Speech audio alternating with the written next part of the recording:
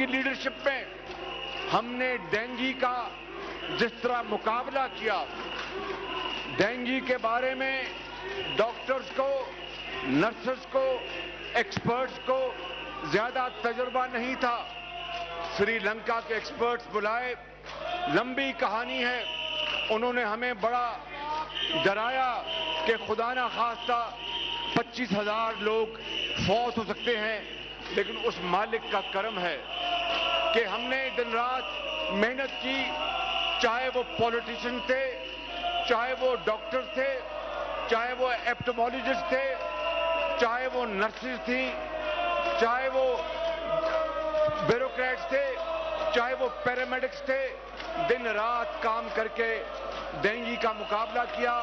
ہم نے ہسپتالوں میں فری بلڈ ٹیسٹ کیا، ہم نے پلیٹلیٹ مشینیں باہر سے ہوائی جہاز سے ہم نے ایئر فریٹ کروائیں، ہم نے سرکاری ہسپتالوں میں مفت علاج کروایا، پرائیویٹ لیبارٹریز کو، پرائیویٹ ہسپتالوں کو ہم نے پابند بنایا، 90 روپے کا ٹیسٹ کی قیمت رکھی۔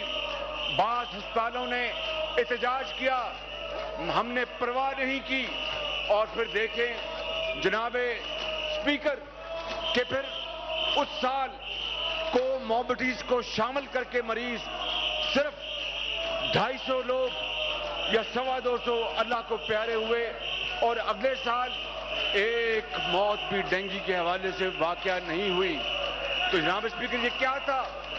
یہی وہ سٹرکچر ہے، یہی وہ نظام ہے کہ عمران خان نیازی اور ان کی ٹیم پاکستان کے کریا جاتے، وسائل اکٹھے کرتے، توانائیاں یکجا کرتے، دن رات پھرتے کراچی میں، لاہور، کوئٹہ، پشاور اور پاکستان کے دیہاتوں میں، قصبوں میں، اور ویکسین کی خود سپرویژن کرتے۔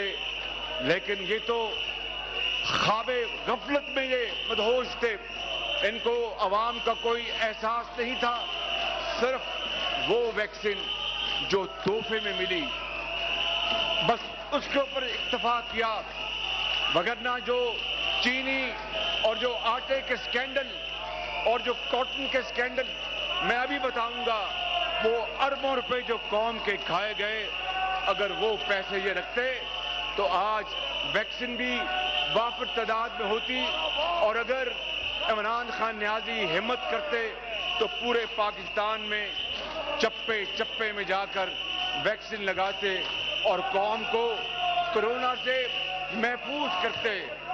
ان کی بدقسمتی ہے کہ ان کو اللہ تعالیٰ نے ایک بہت بڑا آفت بھی آئی، ایک بہت بڑی اپرچونٹی بھی تھی، یہ اس سے فائدہ اٹھا سکتے تھے، مگر ان کے یہ نصیب میں نہیں تھا۔ جناب اسپیکر، میں پوچھنا یہ چاہتا ہوں کہ انہوں نے کون سی ترقی کی ہے؟ یہ ہے وہ ویکسین کا ایک چارٹ۔ پاکستان اس خطے میں ویکسین کے حوالے سے سب سے پیچھے ہے۔ آپ نے شاید اس کو پڑھنا تو نہیں، مگر میں آپ کو یہ پیش کر رہا ہوں کہ اس کو ریکارڈ کا حصہ بنا لیں۔ جناب اسپیکر، وزیر خزانہ نے یہ کہا کہ پاکستان کی خوشحالی، پاکستان کی ترقی ایکسپورٹس کے ذریعے ہے، برآمدات کے ذریعے ہے۔ مجھے اس سے پورا اتفاق ہے، لیکن ان 3 سالوں میں روپے کی قدر ڈالر کے مقابلے میں 35% کم کرنے کے باوجود 2018 کا جو ایکسپورٹ کا لیول تھا P M L N government کا، یہ اس سے آگے آج تک نہیں جا سکے۔ 35% روپے کی قدر کم کی، لوگوں کو مہنگائی کے چکی میں پیس دیا، اور اس کے باوجود بھی یہ کم نہیں کر سکے، ڈالر ایکسپورٹس کو بڑھا نہیں سکے۔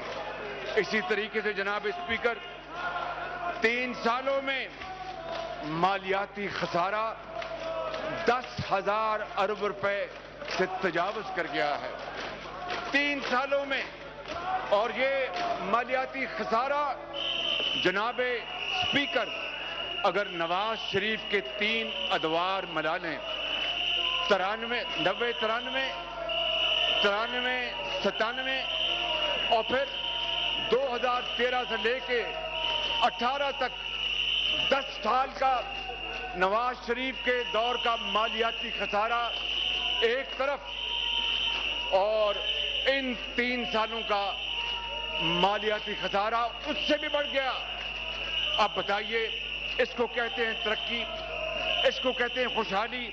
मैं समझता हूं कि अगर इमरान खान नियाजी इस मुल्क पर मुसल्लत ना होते तो आज पाकिस्तान तरक्की की शाहराहों पर तेजी से दौड़ रहा होता। जनाब स्पीकर, चंद लंगर खानों और मेहमान खानों से तरक्की नहीं होती। हाँ, ये बहुत अहम फरीजा है। साहिब हैसियत लोग बिल्कुल लंगर खोलते हैं, गरीबों को खाना खिलाते हैं, मेहमान नवाजी करते हैं, लेकिन हुकूमतें उनका हाथ बटाकर ज़राअत और उसके साथ सनत, कारोबार, तिजारत को फरोग देते हैं, उसकी पॉलिसियां बनाते हैं। उसके बगैर जनाब स्पीकर तरक्की और खुशहाली नहीं आ सकती, ये मुमकिन नहीं है। आज जनाब स्पीकर, जो पर कैपिटा इनकम एक पाकिस्तानी की है वो 13% नीचे जा चुकी है और मेहनत कश मजदूर, उसका नवाला छीन लिया गया है, उसकी एक रोटी आधी हो चुकी है। इन्होंने जनाब स्पीकर इन 3 सालों में 13,000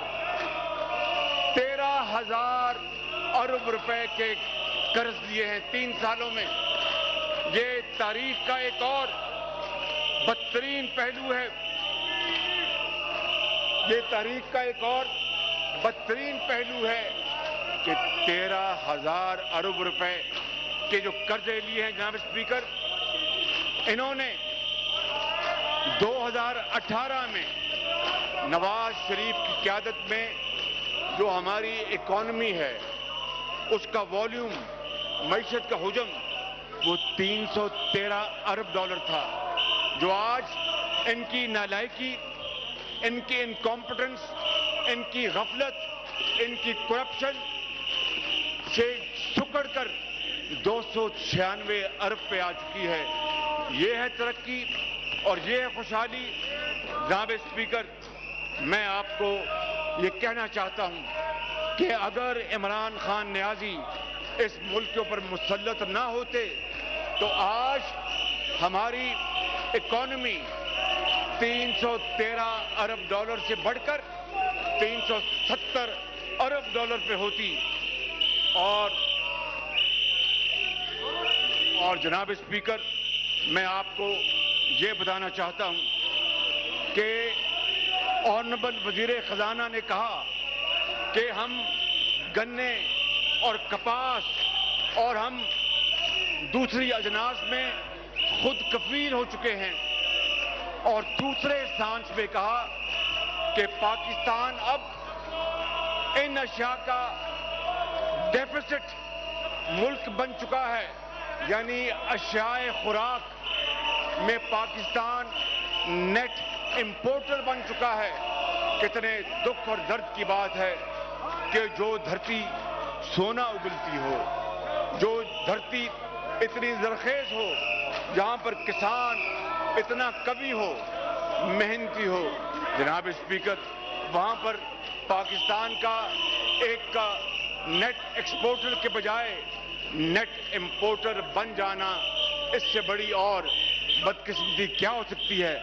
मगर वजीर खजाना बताएं कि अगर बम्पर क्रॉप्स हुई थी तो फिर आटे की कीमत 35 से 85 पे किस तरह पहुंच गई।